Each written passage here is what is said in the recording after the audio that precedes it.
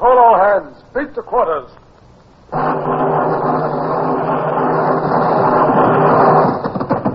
Now out the guns. Stand by the starboard battery. One broadside into her, if you please, Captain Bush. Pointers on target. Linstops ready. Aye, aye, sir. Ready. Fire!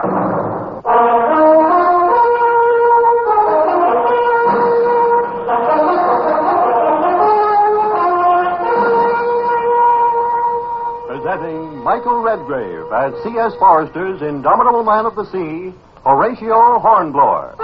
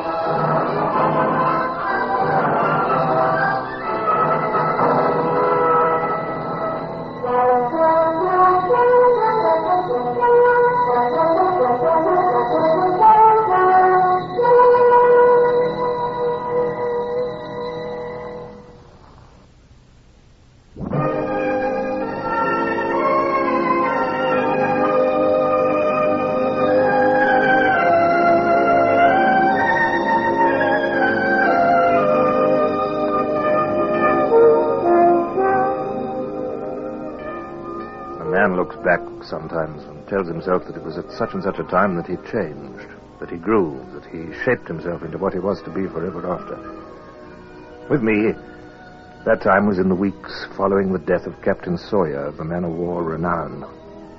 I was only 5th lieutenant aboard our ship, and I didn't know then that I was making myself into a man who might someday be worthy of a command. Mr. Hornblower, did you think my talk with the men had an effect? It may be too early to tell, sir. But what was your impression? Well, sir, your talk was really divided into 2 parts. First, the announcement of the captain's death. Which, of course, was your idea, Mr. Hornblower. Mine, sir? Yes. You remember, here in the wardroom. I said it would cause unrest when this news got about among the men, and that's when you spoke up. You said, wouldn't it be best to get them all together and tell them immediately before wild rumors start? Oh, yes, I did say that, sir, but of course I felt that was what you were about to suggest yourself. It followed so logically on your own thought that we couldn't chance unrest. You thought I was about to say it? Yes, sir. Yes, but you didn't wait for me to say it. I'm sorry, sir. You weren't by any chance, Hornblower, trying to tell me how to run this ship? No, sir. Naturally not. No, I shouldn't allow that, you know. Well, of course not, sir. I'm in command here. Yes, sir. Yeah. On the other hand, Mr. Hornblower, we all know that I've not had a command before, and I hope I'll not be so obstinate as not to listen to the ideas of my officers. There's another matter. Rather a serious thing. What is it, sir? Oh, nothing. There was something on my mind, and momentarily I thought I'd discuss it, but never mind. I'll make the decision myself. That will be all, Mr. Hornblower.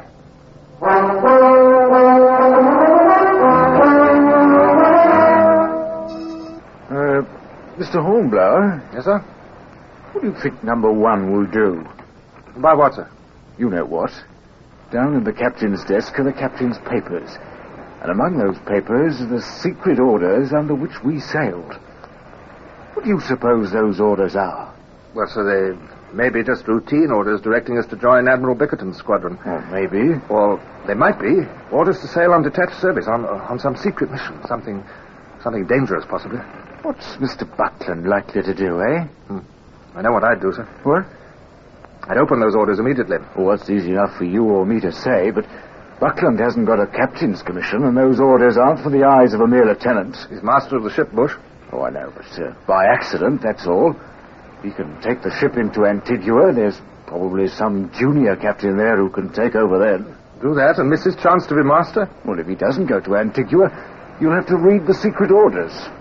And if he does that, he could be reprimanded for his presumption. Possibly, but if he puts into Antigua and then has to beat back to windward, the Lords of the Admiralty will rap his knuckles hard. Oh, whichever he does, it's chancy. Very chancy, isn't it? I know. Oh, I wouldn't want to be in Buckland's shoes. I would. What? It's the chance of a command, the chance of detached service, don't you see? Oh, you're a rum cove, Mr. Hornblower. Yes, sir, Mr. Busher. I expect I am.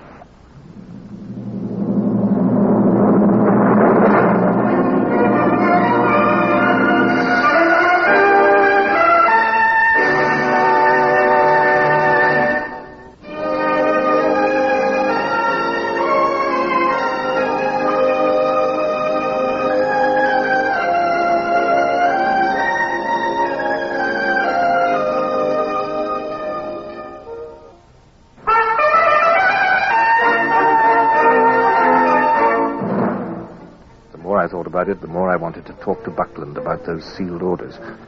But a fifth lieutenant, fourth now that the captain was dead, cannot bring up such things without being asked. There was a tension and excitement within me that cried out to have the secret orders opened. I found that I couldn't contemplate the idea of putting into port without some disgust at the weakness of such a course. It was Buckland, however, that sent for me later that same day.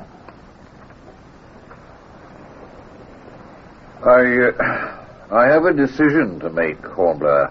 Sir, if I can help you in any way, sir? Oh, I can discuss it with you if you understand my position. That it's my decision and all that. I quite understand that, sir. Well, then, Hornblower, it's about the sealed orders. Ah. I haven't opened them. I thought not, sir. I'm not sure whether I should. Would you like an opinion, sir? Just an opinion, of course, yes. I think you should open them, sir. It might get me into trouble. Might get you into trouble not to. Antigua is not far away. That's quite true, sir. I could go there directly. I could have a higher official open the papers or a junior master assigned to the ship over me. Exactly, sir. What do you mean? I mean, sir, that you have some right to think of yourself. This ship is yours to command now. If you put into Antigua, someone else may be put in command, and you would lose a great opportunity. But if that's what the Lords of the Admiralty would want... Yes, the Lords of the Admiralty, sir, would be very much impressed, I should think, if you opened the orders and carried out whatever's the ship's mission successfully and with dispatch. You think so? I do, sir. I believe that the Lords of the Admiralty like officers who display initiative. Initiative? Yes. You think it would be all right, Hornblower? I think it is a great opportunity, sir. By Jove, then I'll do it. I've made my decision, Mr. Hornblower. I congratulate you, sir.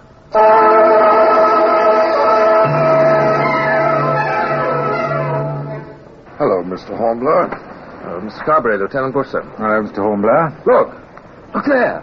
Oh, it's just a flying fish. Yes, and there's another. Such excitement over a flying fish. I never saw one before. Oh, you'll see plenty of them before this voyage is over. That depends on what we're headed for. Oh, I imagine number one law is to put into Antigua. I don't think he would... Look, there's Mr. Roberts. Oh, I've seen him before. Yes, but he's been below with Buckland. Is this a reason for such excitement? What's the matter, Mr. Hornblower? Mr. Roberts? Mr. Roberts, sir? Oh, there you are, Hornblower. You know about this thing, don't you? Yes, sir. What thing? Is there some secret? Number one was going to open the secret orders. What? He's done it. He's read them? As far as I know, yes. What did they say? They were secret orders. If Mr. Buckland had taken me into his confidence, I still could not tell you. True enough. So we're none the wiser. There's Mr. Buckland now, on the bridge. We don't know. I want to know. Bless my soul, do you still expect to know what lies in store for you? We've been at war since '93, nearly 10 years of it. It's the West Indies today, Halifax tomorrow. You obey orders, Helmer Lee, let go and haul, a belly full of grape or else champagne and a captured flagship. Who cares? We draw our 4 shilling a day, rain or shine. Mr. Carberry, Mr. Buckland passing a word for Mr. Carberry. Oh, bless my soul, excuse me. Now you could earn your 4 shillings a day, Carberry. A change in course. I'll wager a week's pay. It means a change in course. No takers. Listen. Officer of the watch. Sir? We're altering course 2 points. Steer southwest. Aye, sir. Course southwest. Mr. Abbott, pipe the hands to the braces. Well, gentlemen, you heard me. We're altering our course. Pardon, sir. Could you tell us our mission, sir? Not our mission. That is still secret, Mr. Hornblower. Very good, sir. But I'll tell you where we're bound. Mr. Carberry knows already. Where, sir? Santo Domingo, Scotsman's Bay. Santo Domingo. Hispaniola. Haiti. That means Haiti. Santo Domingo, Haiti, Hispaniola. 3 names for the same island. Haiti? That's where the natives are in rebellion. Yes, Mr. Hornblower. That's where the natives are in rebellion.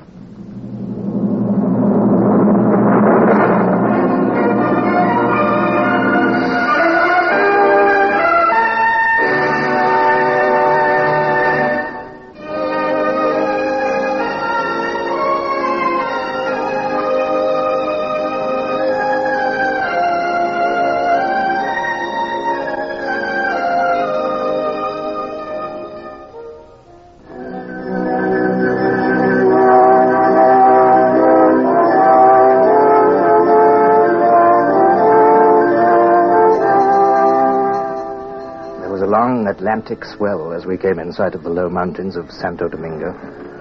Up on the quarterdeck, Buckland peered through his telescope at the land. Bush and I stood, or rather slipped and slid, on the rolling deck, waiting to see what Buckland might decide to do. Bush, as always, was placid, calm, patient. I was filled with the tension that had been with me so many days, though I do have to confess that some of it was just plain, ordinary seasickness. Feeling the roll of the ship, Mr. Hornblower? I am. Oh, who wouldn't be a little seasick? Oh, she does roll, Mr. Bush. I feel all right. Well, you always do. What's Buckland doing up there? Can't he make up his mind? Well, he has to see how the land lies. How much more does he want to see? There are the Spanish colors flying on the fort up there. Everybody on shore knows by now that a ship of the line is prowling about. Well, we had to pull in here. Yes, but you'd think we weren't at war with the Spaniards the way we've come in so openly. Those dons in there won't have to be very clever to guess that we're not here on a yachting trip. Now they've all the time they need to be ready to receive us. Well, what else could Buckland have done? Well, he could have come in the dark with a sea breeze. Yes, he could. But if the dons couldn't see us in the dark, we couldn't see them either. We'd have learned nothing. I mean, come in with landing parties ready. Then at dawn, put them ashore. Storm the place before the dons knew there was any danger. You know something, Mr. Hornblower? What's that? You seem to want danger. Oh, perhaps. I'm not sure. Well, maybe you just want a command. I don't know what you mean by that, sir. Nothing offensive. I was just thinking about you, that's all. Ever since the captain died, you've been putting yourself in Buckland's place. Thinking what you'd do if you found yourself in command. Well, it's natural, isn't it, sir? Oh, for you, perhaps? Well, I'd have thought that... Hello, we're putting about. So we are. What now? Out to sea while Buckland thinks out what he's seen. I suppose it's necessary. Well, you'll feel better when we get out of this swell. Better in one way, perhaps, but I wouldn't mind the seasickness if we were going into action and not running away to think about it. Oh, what a fire-eater. Fire-eater? Me? Huh. Oh, quite the opposite. I wish... No. I wish for too much, I suppose. You wish for action. You're going to get it, you know. I imagine so. We'll pull in to attack that fort. Then we'll see how you behave yourself, Mr. Hornblower.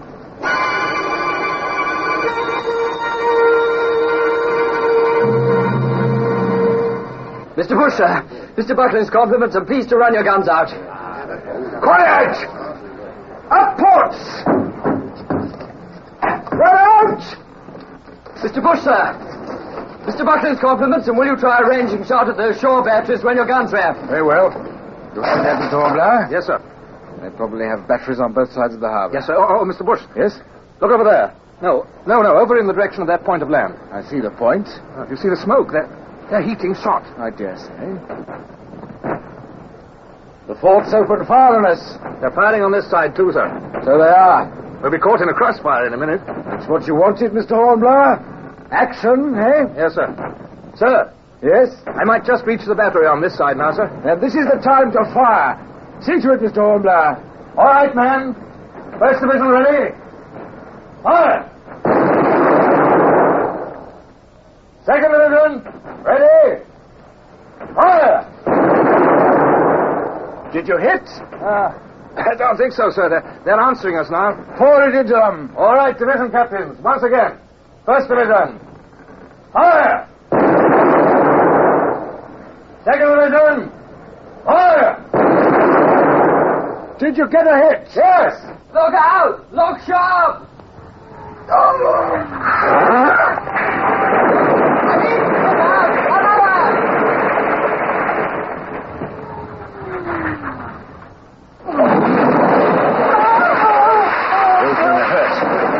Look to them. Aye, sir. Mr. Bush, sir, where a fire. What?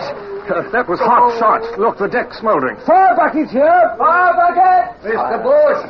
Mr. Bush! Yes, sir, Mr. Buckland, sir. Can't you put out this fire? If you could spare some more men from top deck, sir. We can't. There's a fire there, too. I'll do my best here, sir. You men, look sharp at those fire buckets. It's even worse on top deck. What do you think, Mr. Bush? Oh, we'll never get these fires out, sir, as long as we're in range of their guns.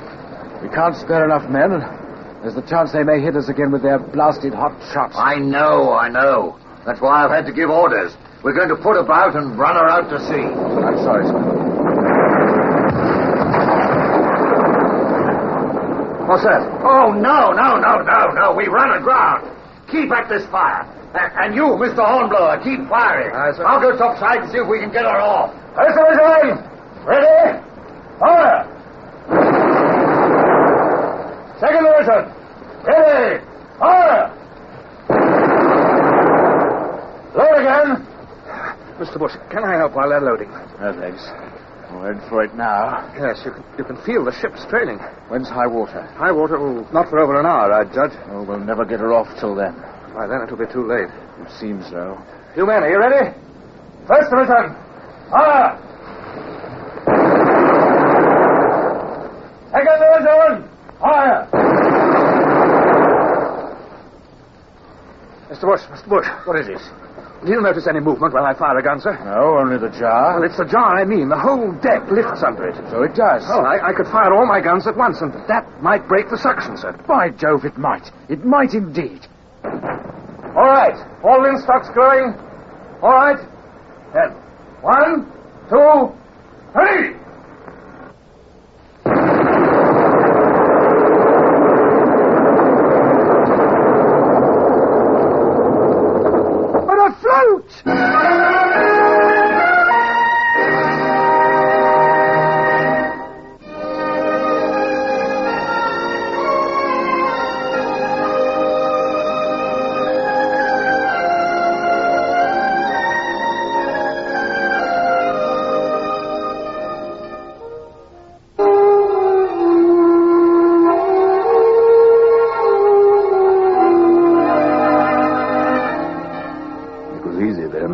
Put about and set out to sea to get the shipboard fires under control. And finally, the last of them was out. We failed in our mission. So far? So far, there's nothing more to do but continue on to Antigua. I wouldn't want to be in poor old Buckland's shoes. Not in your own, apparently. I'm sorry for Buckland. You wouldn't want to be in his shoes? I would. You're incorrigible, aren't you, Mr. Hornblower? What do you mean? You said before you'd like to be in Buckland's place. That was before he opened the sealed orders. You'd open them in a minute, you said. Well, he did it. And look what it's got him. It's got him the opportunity of a lifetime. You mean? I? Certainly. You saved the ship, you know. Everybody knows it. If you hadn't had that idea about firing all your guns at once, we'd have stayed there on the shoals and... well, by now we'd all be dead or prisoners of the Dons.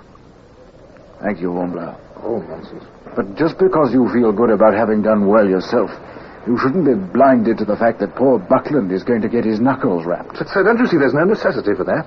We turned tail, we retreated, we were afire. We were apparently limping back to some home port. The Dons must be relaxed. They don't expect us back. Nor will we go back. Yes, but we should. Under cover of darkness this time. Oh, what an opportunity for Buckland. Hornblower, the better I get to know you, the more I stand amazed.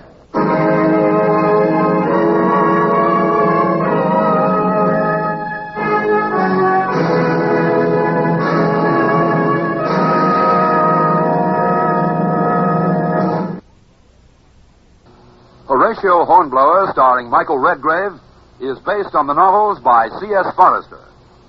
Music composed and conducted by Sidney Torch. Produced by Harry Allen Towers.